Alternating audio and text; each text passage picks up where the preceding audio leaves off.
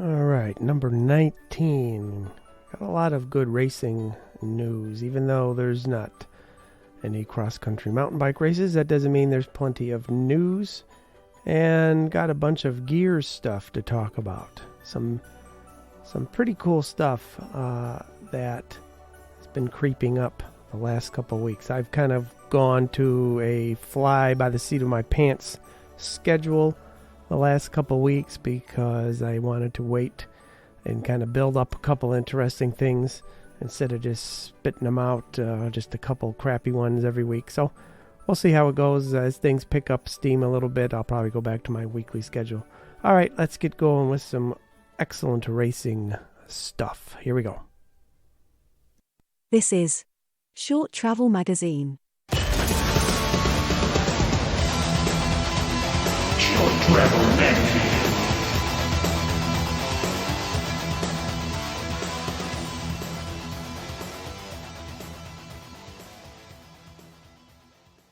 Interesting tidbits. Curated just for you. I'm going to start off with a couple quick tidbits, nothing too crazy here. First of all, this is really stupid. I think I might have mentioned it earlier, but if you noticed, white t-shirts are definitely back. I thought they were back based on a few of the last World Cups, watching it on GCN+. The reason I even bring it up is because I found a bunch of t-shirts. One of them I still actually wear fairly regularly, from the early to mid-90s that I had picked up at a couple of the World Cup races in Traverse City, and they're all white. Every single t-shirt I owned from the 90s. And yes, for you younger people, it is possible to collect and keep t-shirts for 30 years, as I just found out. They are all white, every one of them, and then, with just a logo on the front or something on the back. And I don't really have an exact kind of time frame when that changed, but looking at my huge stack of t-shirts in my closet, not one of them is white. Not a single one. They're all gray or black or dark colors. So when I started seeing white t-shirts pop up, I think Team Cannondale had them, a bunch of white. It stood out. Once again, everything old is new again. Now it stands out to see white t-shirts. They all had white shirts, and then I started noticing more and more people were wearing white brand t-shirts. So it's definitely a thing. I'm not sure if that's a good thing, because the best part about dark shirts is they don't look dingy after a few times through the washing machine. They pretty much retain their look forever until you throw them out. So I'm not sure if I'm going to be grabbing any white t-shirts anytime soon, but that is a definite tidbit. Let's get on to something a little more productive and interesting. I'm going to do a lot of Nino stuff and Scott SRAM information. There is a video, actually two Nino videos that came out within the about the same time. One of them is from Scott SRAM, and it's their Level Up season recap. So do a Google on, or just look at the Scott SRAM channel. You'll see it. I believe it's their last video. And they just kind of go through each team member's season. And I always kind of like those year-end recaps, because I forgot half of what happened.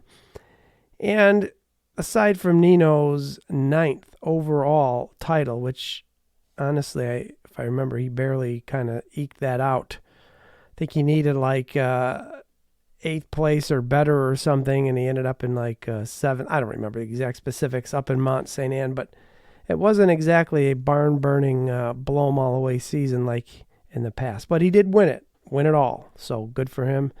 9th overall, which is pretty amazing to say the least. We won't go into his amazingness. Everybody thinks, and he probably is the greatest overall cross-country racer of all time. But then they went through Cade, and they went through Andre Frischknecht, who definitely did not have one of his better seasons. He says so. In the last couple years, he was kind of eking his way up. He's in the top 20 quite often. Some of the smaller Swiss races, he was up there and then on a podium or in the top 5. So after Cape Epic, he seemed to have some issues, and he kind of fell off the radar a bit. So just one of those off seasons.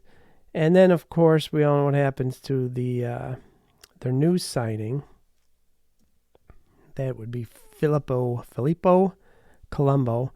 A huge up-and-coming racer last year when they grabbed him. And then he got hurt on the road and basically missed this entire season. He came back the last few races. But he was kind of going to be one I thought would do really well this year. But again, when you get hurt at the beginning of the season, it's pretty much hard to catch up. So it really wasn't. Kate, of course, I mean, she kind of had some sparks of her old self. She was kind of in the front a lot, and then she seems to be having endless bad luck with crashes at the wrong time. I will not, out of respect for her, go into too much detail about her face plant out in Snowshoe. That was ugly to say the least. I think that was Snowshoe. Was that Mont Saint Anne? One of the last two races, she just smashed her face into the rocks. Luckily, she didn't hurt herself, jumped back up and finished. But, man, I'd like to see her kind of get back, kind of like pull a Yolanda, where a few times a year she kind of, everything comes together and she gets up there. So she's going another year, sounds like the same team will be together for 2024. So it's a good video. I suggest watching it. Now, the other video is Kate Courtney interviewing Nino. Now, that one put me to sleep. I have to admit, I actually stopped about 3/4 of the way through. I'm not real sure the purpose of that video. It's just kind of Nino talking about, how great, I don't mean this in a detrimental way, how great he is and all of his accomplishments. But I did not find anything interesting on that one. So certainly watch it if you're bored. I watch almost all that stuff, whether I really want to or not. I just like to keep up on things. So I found that interesting that they'd spit out a video with Kate Courtney interviewing Nino, and almost as if she wasn't on the same team with him. So I don't know. Is that cool? Is it weird? I don't know. Check that out. Let's get into some racing now, because there's a lot of little details that are worth talking about. Let's go. Racing news and views.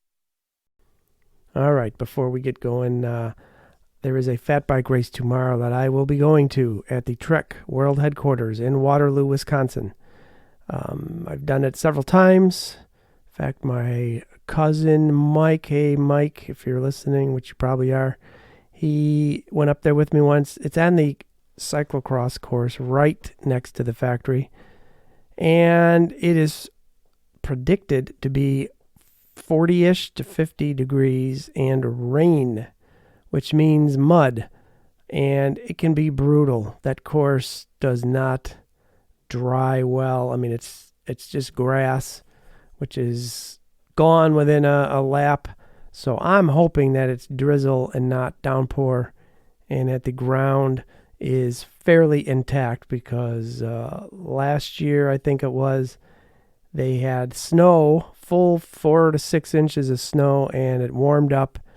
And with all the bikes, it became absolutely disgusting and totaled my bike. And I'm going anyway because it's kind of fun. And they let you go up and down those gigantic wood overpass things, and they're huge. I mean, when you're pedaling up on them, you're not even sure you're going to be able to get up to the top of them, and then you're going full speed down the other side, usually with snow and water and wet and other people alongside you. So it's kind of a wet and woolly course. But anyway, so I got that to look forward to. I got to put some tires on, some new wheels, and get my bike ready for some mud, extra chain lube, whatever else I can come up with to try and make it a little more mud friendly. All right, let's talk about cyclocross, since we mentioned that a second ago. Pidcock is, of course, going to race a few. Now, this is what I find interesting. This all kind of ties into another couple subjects. I think this whole racing is probably going to be discussing multi-discipline riders, whether it be Pidcock, Wout, Vanderpool, or even this new dude, Albert Philipson, who we'll talk about at the end. Just 2 years ago, this has all been the rage of these guys who can do 3 different disciplines and win at all of them.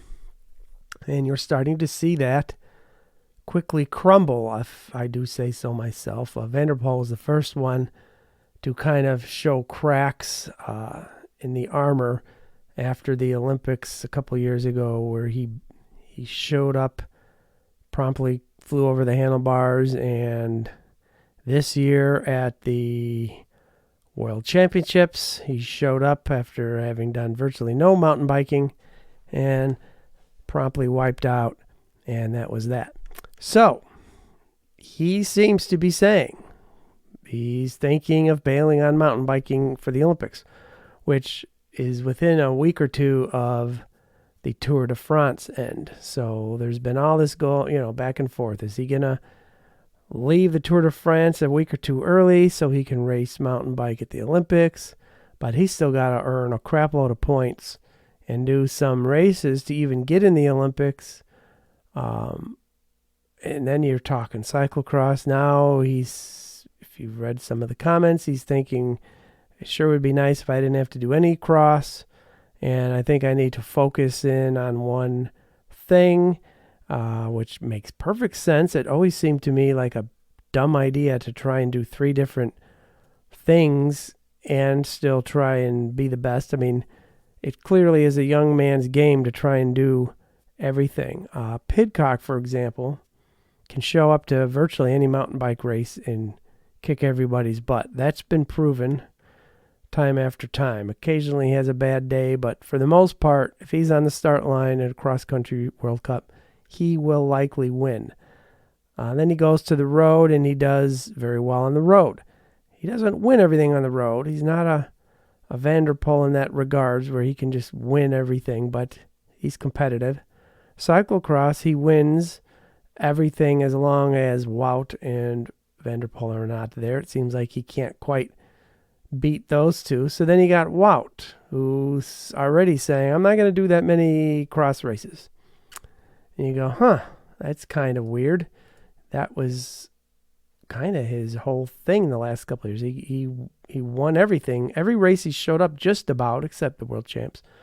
He seemed to have won. He could beat Van der Poel pretty easily. So there's only 4 races this year, maybe 5, that all 3 of those guys. Now, Wout's never raced cross country, but I still like him. End of December 23rd and 26th and 30th. So those 3 races, supposedly all 3 of those top racers will be there. And then once in January 4th. And I believe it's already been determined that only Van der Poel is supposedly going to race the World Champs cyclocross. So you can already see things are not all that they are made out to be with this multidiscipline stuff. I think these dudes are finally realizing, look, if I'm going to be a mountain bike racer, I need to do some mountain bike races, and none of them seem to want to just jump on a bike and throw down. Pidcock, I give him credit. He did a couple races throughout the year to get some points and all that stuff, and he seemed to be fine. Van der Poel thinks he can just show up, and in a perfect world, he probably could and kick some butt, but boy, the last couple times he's tried to just show up has not gone well, and all he needs to do is break a collarbone or do something to his back, and then he's out for the whole spring season or the World Champ. So I think this is kind of the beginning of the end, which brings me to Albert Philipson, a up-and-coming, and he's truly up-and-coming because he's only 17 years old. If that even is that even possible that he's only 17 years old? They already signed him.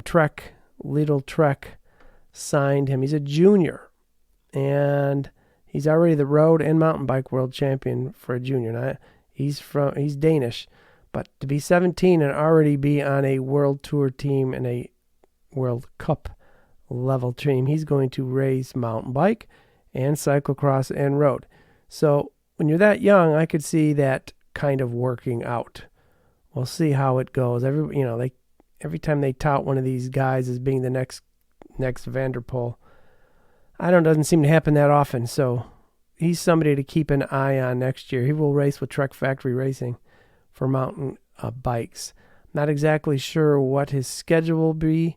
If it was me, I would pick 2 out of the 3. I don't know. Seems like if you're going to do mountain bike, maybe do cross. And if you're going to do road, maybe do road and cross. But to do all 3, I don't know. We'll see. His age is so young that he's got a good 5 years before he even has to join the elite ranks. So who knows what's going to happen. The rules are, as a junior, you cannot race in the elite category at any races. So he has to at least be an under 23, which I believe he will be next year. Is it 18 to 23? I forget the exact. Is it 19? I don't remember. So Albert Philipson will be on Trek. Keep an eye on him next year. We'll see what he can do. Lastly, UCI has some new drone rules, which I find kind of cool. The drone, if you remember watching any of the GCN Plus races this year, or wherever you watch the World Cup, some of the drone footage there, I was kind of cringing a little bit, to be honest with you. The drones, and now maybe it's a trick of the camera or the lens, but they seemed literally like they were sitting on top of these people flying through the trees.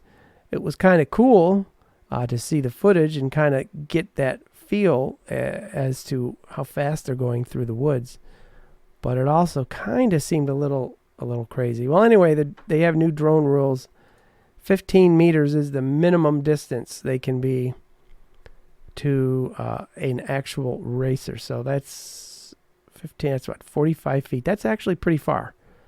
40 to 50 feet away versus what the typical footage looked like. It was more like 3 to 5, I don't know. So I'm not good with my meters. 10 feet, let's say 10, 15 feet or less. So I'm not sure how that's going to work. I have to maybe it might be easier just to stay out of the woods entirely if you got to be that far away. So that's interesting. We'll see how that affects the footage next year. I'm not going to talk too much about what is going to happen now that GCN Plus app is gone and there will no longer be a nice cycling only spot to go find all the races. I decided to wait until we see, I believe that's coming, I believe tomorrow is the last day for that app to exist. And then we'll see what happens with the Discovery Plus situation. If they're going to make a cycling page within the Discovery Plus app, I don't know, but I really liked only having one place to go to watch mountain bike and cyclocross and road races. If they have it all blended into some generic sports app, that's going to blow because I don't want to have to look for stuff too hard. And what else? That's it. Let's talk about some gear real quick. This weekend is, on a final cyclocross note, Tom Pidcock's first race, I believe, back. So if you still have, I think that's tomorrow, if you still have GCN app, check that out if you're bored. I bet you it will be a good time. There's been some good races this year for cyclocross. What's his name? Isabet? I don't know. Eli Isabet and Vanderhaar and all the usual guys. There's been some great cyclocross racing, just not from the big three, as I call them, and everybody else calls them, Wout, Vanderpool, and Pidcock. Without those three, cyclocross racing is pretty cool because there's probably a handful of people who are fighting for each win instead of kind of one or two guys killing each other every race. So check that out this weekend. It is the last shot at GCN Plus app, and I'll be sad to see it go. Let's do some quick gear talk, and then a funny old school, and then we'll hit the road. Changing gears. More new stuff we don't really need. All right, let's do some gear talk. First up, Ghost Cycles. They're their brand based out of Germany. Been around for almost 30 years now. I find them interesting because, I like the looks of their bikes, and I like their team. They only have a women's team. We got some Antwerpsters on the team, and they got the cool wheels on their race bikes. But they seem to have shown up over the years at REI. In fact, last time I was at REI, they actually had a few Ghost mountain bikes. So it's one of those brands where you kind of like, oh, I don't know much about them. You see them, like I said, at REI. I've never really seen one on the trail, to be honest. But you see them on the World Cup, and you see news about them, especially if you follow any of the news out of Europe. But you hear all the talk about bike companies being in trouble right now. That's certainly a popular topic of conversation on all the media sites. But something that kind of bummed me out is they're closing their factory in Germany, which they just actually built not too long ago. They're going to no longer build them in Germany, and they're going to ship them off to Turkey and Hungary. Now that's the first time I've heard of a company making bikes in Turkey or Hungary. So I want to say that's a bummer. They're letting off 80 something out of 120 employees will be fired and let go. So what does that mean? I don't know. When you kind of have a company based in a homeland like Germany, that is a selling point to me. And when they ship them off to be made cheaper, to me it loses a great deal of the cachet. Like Cannondale, for example. Cannondale back in the old days was made on the East Coast. They were cool. I've never actually I do own a Cannondale. My wife has a Cannondale, kind of a just regular bike, not a racing bike or anything. But Cannondale, of course, now is made in Taiwan or China or wherever, just like everybody else. They're owned by a giant conglomerate. But for a while, that was the whole point of buying Cannondale, is it was a self-owned company. And Ghost, apparently this happens to all companies, no matter where they're at. So what that is going to do to them, I don't know, but it kind of stinks. So I hope that goes well and we keep seeing the team. I hope that's not a sign of things are so bad that maybe we get rid of the race team. Let's go on to another European company, Vittoria. I don't know if you've noticed, they have world champion model tires. So literally all the way around the tire is the world champion stripes. The green, yellow, black, red, and cyan stripes of the world championships are on the sidewalls of these tires. And I have to admit, it looks really ugly. So, I'm not exactly sure the point. The Barzos and what are the other ones they use? The Mezcals are very popular. I'm not exactly sure that I would want that. Now, I've seen photos of the tires with just the UCI World Champ logos on the sidewall next to the Vittoria white logo, and the stripes are on the package. But I've also seen photos of the entire sidewall having the stripes all the way around. So maybe I'm overreacting. The downside is they're only 60 TPI housings, which means they're not their best top of the line lightweight tires. So maybe it's just a goofy promotion thing they're doing just to kind of capitalize on the fact that their tires have been won several times in the World Championships. Henrik Avancini won the Marathon Worlds with them. So Pauline Ferrand-Prévot has won with the Barzo tires for many years. So maybe that's all it is. But anyway, let's talk about Canyon. Now, I find this one to be quite interesting. I've read quite a bit about how bike companies are losing a lot of money for 2022. Shimano notoriously has lost a crap load. And you hear about how all the big brands like Trek and Specialized, they all have got way too many bikes in stock. And one guy on this particular forum I was reading mentioned his local bike shop was having a buy one, get one free sale.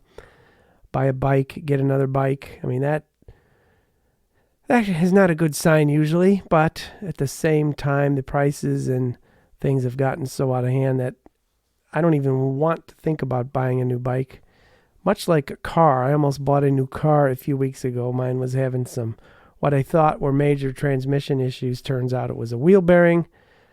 $600 later, car's like new. So I almost just bought a new car. But once I was at the dealer, sitting in them and then looking at the price tags, I about wanted to puke.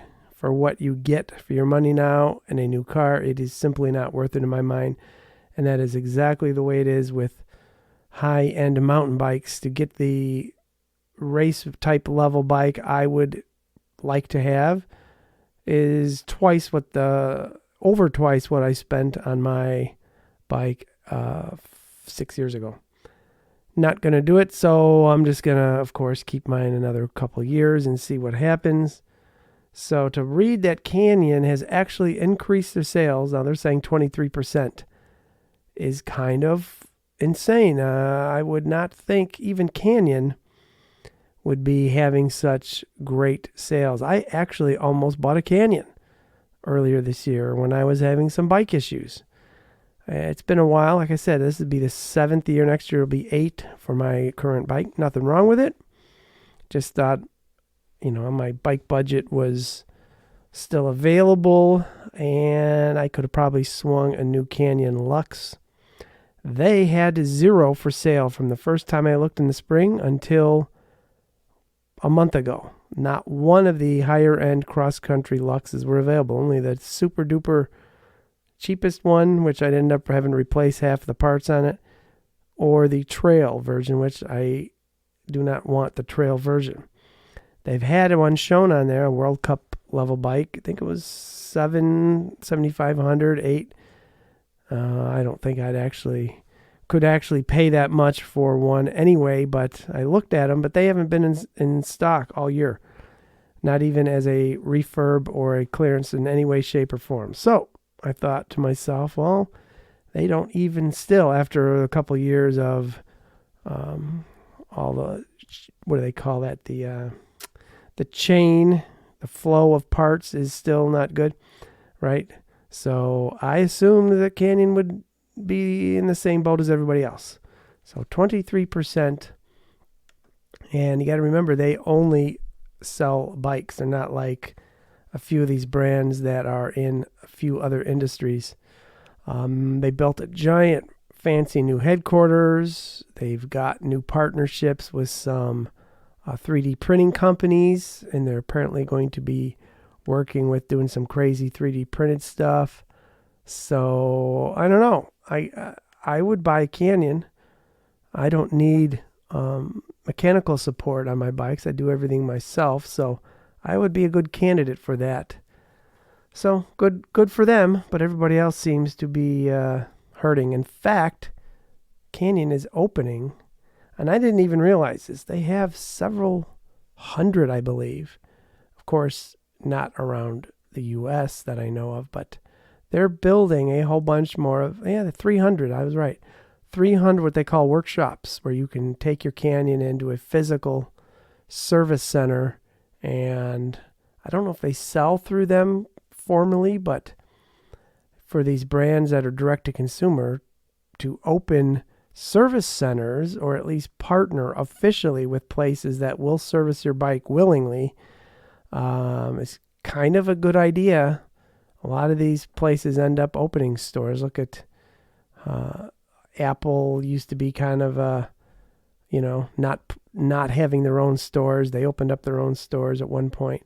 So it kind of does go full circle. You start out pushing online, and then people realize, you know what, it's kind of handy. They actually have a place to go to. So there's that. Other gear news. Niner. Now everybody knows Niner started out as a mountain bike brand, building 29er bikes back when nobody really cared much about 29-inch mountain bikes. They believed in it enough to only sell 29-inch bikes. Now they're doing road bikes and gravel bikes, but their MCR, I don't know if you remember when that came out, it is a full suspension gravel bike, and it is a true full suspension, meaning it's got the full shock and rear linkages, just like a mountain bike. I loved it because it was a cool shade of green, and I'm a sucker for green bikes. And it was really different looking, and I'm a sucker for bikes that, are kind of different looking. But I like the idea of having, 50 to 80, or I think it was 60 millimeters maybe, of travel. You had a regular gravel suspension fork on front, and then you have this full suspension. Now, the thing was heavy. I think a fully loaded kind of top-of-the-line build was like, 23 to 25 pounds, which for a gravel bike is kind of heavy, let's be honest, especially for one that costs $6,000 to $10,000. But all reports were that it worked fabulously, but they are officially killing it. It is dead. They are blowing them out. You can actually get a frame about half price, which is still too much for just kind of playing around with one. But I guess full suspension is not here to stay on gravel bikes. I guess it's going to be this tiny little 10 and 20 millimeters here and there, maybe a seat post, throw a fork or a stem on, and 20 to 40 millimeters, and that's going to be it. So I was kind of sad to see that die, because I thought that might spark a few other companies to kind of go a full suspension. Now you got Moots, you got the YBB in the back, where you get like maybe an inch or so, 20 to 30 millimeters of actual cushion on a little mini elastomer shock. But I think that's just an outlier. I think rear suspension on gravel bikes seems to be officially dead in the water. So that's kind of a bummer. What else? One last thing, talk about my own situation. I just spent a lot of time pulling the Axis electronic shifting off of my fat bike. Now, I have it on my Trek 29er that I used all summer for cross-country stuff. I love it on that. It actually was very, very useful. I am not pulling it on that. So I picked up a X01 Axis upgrade kit and another couple X01 cassettes and even an extra battery, and I was going to put it on my fat bike, and I should have known better. I learned a very valuable lesson. Something was telling me not to do it, that I would not want it on the fat bike, which only gets used this time of year. But a couple weeks ago, I was bored and saw that sitting there in my pile of stuff to return, and I threw it on the bike. I'll admit it, I caved. I threw it on the bike, didn't even really ride it down the driveway, turn around, pulled it all off. Cleaned up all the X1 11-speed stuff that I had on there, and went back to mechanical 11-speed shifting and derailleurs. And while I was there, I put on a fresh chain. I scrubbed and cleaned all of the cassettes that I had. I had three. Actually, I got 5, 3 SRAM, 2 Shimano 11-speed cassettes. I got a couple extra chains, and I got a whole bunch of chain rings. Cleaned it all up, put it all back on, and dialed it in. And I kind of like it. It's almost like a reintroduction to the old school of shifting. And I have to say, I really, really, really think I'm going to stick with it, at least on the fat bike. I don't think I'm going to pull it off of the summer bike, but I just sold off the X01 kit, and I just today sold off my last cassette. Now, fortunately, I got them for a very good price way before Black Friday. I found some really good deals. So I didn't really lose anything. I maybe all told between the whole thing, I maybe lost $50 or something. But it was an interesting lesson. I did not want to deal with the cold weather and the batteries and throwing my fat bike in the car, forgetting to have the batteries charge and have them only last half as... I actually thought, you know what, fat bike, cold weather, used only third of the year, perfect case to keep mechanical shifting on there. So that's that. That's the end. Not to mention, I actually picked up a good over half a pound back of weight savings because the 11-speed SRAM stuff is really, really light. I actually have an X1, which is like an OEM only kind of middle of the road. I actually have an XX1 top of the line shifter and derailleur sitting here that I pulled off the Trek Top Fuel, and I could throw that on there, but I could knock another, that's even lighter. That's at least 2-3 ounces lighter. But I'm just going to say that because they shift about the same. So that's it for the gear world. Nothing too cool. One quick old school and then we'll wrap it up. Let's talk about the old school. All right, one quick thing I found very interesting. Timeline, 2012, London Olympics. That's what, 11 years ago? Not that long ago in the scope of the mountain bike historical world. So 11 years ago, London Olympics. Kohavi, Nino, Julian Absalon, all racing together, all on different wheel sizes. Think about that. When is the last time, probably then, where you had World Cup racers on 3 different wheel sizes in the same race? Nino was 27.5. Kohavi was leading the charge with the 29er. Now, he's a very tall dude. And then you got Absalon rocking the 26-inch. So that was an interesting era, I'd have to say. If you could find it on YouTube, it's kind of cool to watch these 3 legends all going at it. Now, Nino was still quite young in his career, but clearly the guy was a force to be reckoned with even back then. I don't recall, actually, I didn't even watch till the end who won. I think 2012 is when Nino got the 3rd. I think that's where he got his first bronze medal. And Kohavi, I believe, got silver, and Absalon won that year. So you got 26-inch, 29, and 27.5 on the podium.